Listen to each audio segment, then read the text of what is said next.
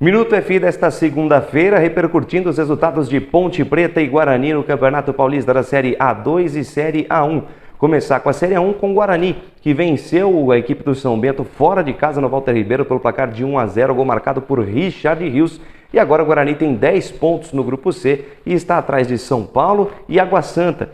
O São Paulo foi a 14 pontos com a vitória diante do Santos e o Água Santa estacionou nos 11 pontos com a derrota para o Palmeiras. Outros resultados desta oitava rodada: o Corinthians empatou com a Portuguesa em Brasília em 0-0.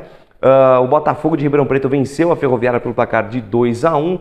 E o Santo André bateu a Inter de Limeira jogando fora de casa pelo placar de 1-0. Um outro detalhe no Campeonato Paulista da Série A1, a partida entre São Bernardo e Ituano, que foi paralisada por conta da chuva, foi interrompida e será remarcada para o próximo dia 22 deste mês de fevereiro. Na Série A2, a Portuguesa bateu o Monte Azul pelo placar de 4-2 jogando em Santos, jogando na Baixada Santista. O Rio Claro venceu empatou com o Velo Clube no Clássico em 2-2. O Primavera perdeu em casa para o Novo Horizontino pelo placar de 1-0. O Noroeste venceu fora de casa o Comercial por 2-0.